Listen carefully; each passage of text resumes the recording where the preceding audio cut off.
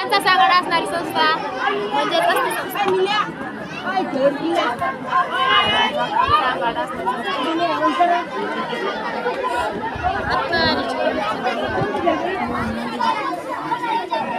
सर्वरून करा.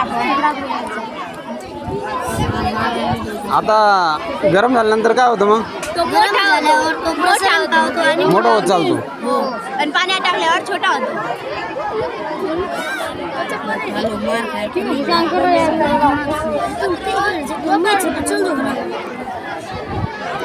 म्हणजे मोठा कोणता होतो? काय होतं मोठा?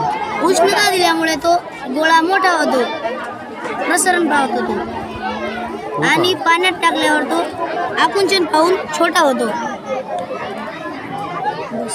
आता वाढतो एकदम मग? हो. आता आपण त्याला ह्या कडीमध्ये टाकून बघू. आता तो एवढा? या कड्याच्या मापा एवढा झाला.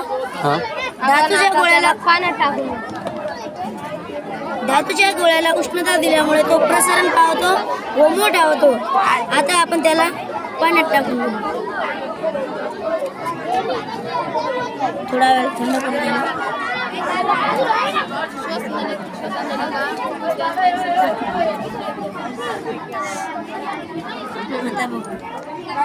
आता तो सहजपणे या कड्याच्या आत बाहेर जात आहे.